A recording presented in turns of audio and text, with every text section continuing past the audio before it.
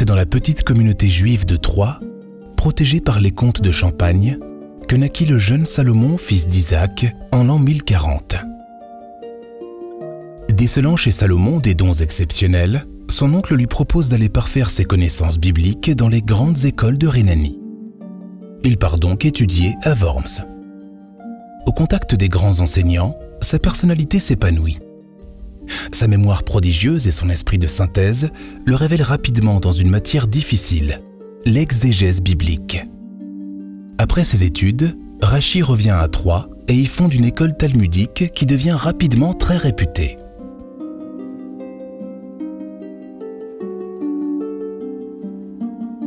Connu pour sa sagesse, sa culture et son humilité, il gagne sa vie dans ses fonctions d'enseignant et de juge à l'intérieur, mais aussi en dehors de la communauté juive. Il est l'auteur en particulier de très nombreuses responsa, des réponses doctrinales constituant une véritable jurisprudence. Il se livre aussi à quelques tâches agricoles, dont la culture de la vigne.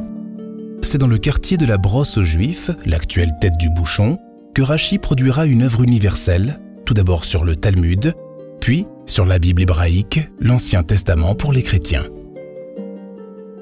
En 40 ans, il fera de Troyes un des plus importants lieux d'études talmudiques d'Europe.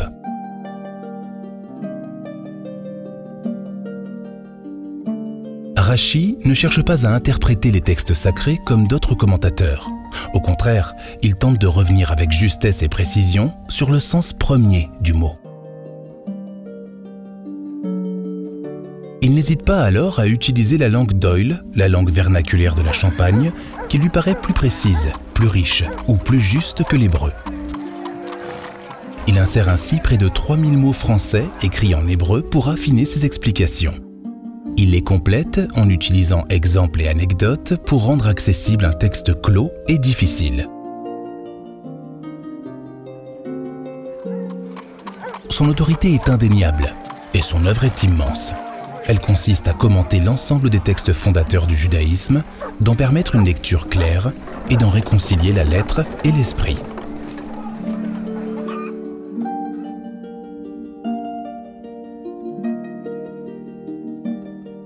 Rachi n'est pas le premier commentateur, mais il est le Parshandata, le commentateur par excellence de la loi. Il livre un commentaire quasi exhaustif des textes sacrés et transmet avec justesse le sens et la profondeur du judaïsme.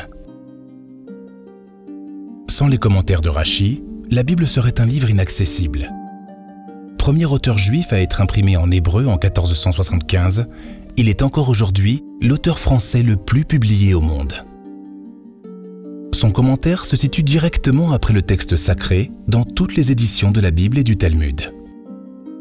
Cette cursive italienne, utilisée par les imprimeurs pour distinguer en un instant le propos de Rachi, est connue sous le nom d'écriture Rachi. Il est complété par d'autres commentaires, en particulier ceux de ses petits-enfants, dont Rabbeinu Tam, fondateur des Tosafistes de l'école de Ramru. Des théologiens chrétiens comme Nicolas de Lyre ou Martin Luther s'en inspireront et le citeront régulièrement sous le nom de Rabbi Salomon. Près d'un millénaire après, la même question est toujours posée dans toutes les écoles ou universités bibliques, partout dans le monde, lorsqu'il est nécessaire d'éclairer la compréhension d'un texte.